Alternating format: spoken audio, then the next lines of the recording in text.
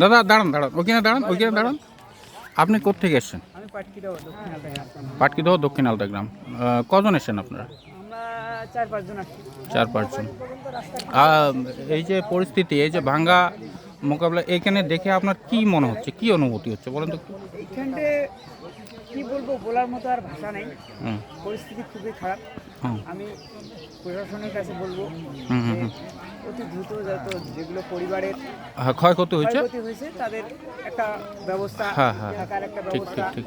খাওয়া দাওয়া। ঠিক, আমি শুনলাম বাইদা ভাই এখানে নাকি 7-7টা বাড়ি ছিল, যার চিহ্ন মাত্র বর্তমান নাই, যে দেখতে পাচ্ছেন এইখানে। হ্যাঁ, এদের ক্ষয়ক্ষতি যা হয়েছে আর কি, আমরা প্রশাসনের কাছে এটাই আবেদন করব, এই যে ভাই বলল যে যত তাড়াতাড়ি পারা যায় এদের একটা বাসস্থানের ব্যবস্থা। হ্যাঁ, এবং তাদের যে বাচ্চা কাচ্চার মানে কি বলে, এটা স্কুলের শিক্ষা সামগ্রী যাবতীয় যাতে দ্রুত সরবরাহ করা হয়। হ্যাঁ, যারা যে সমস্ত ডকুমেন্টস তাদের নষ্ট হয়ে গেছে, সেই ডকুমেন্টসগুলো যাতে তাড়াতাড়ি তাদের নতুন করে প্রদান করা হয়, এটুকুন আবেদন রাখছি, তাই তো? স্পেশাল ক্যাম্প করে তাদের ওই হ্যাঁ হ্যাঁ হ্যাঁ, ডকুমেন্টসগুলো অবশ্যই অবশ্যই।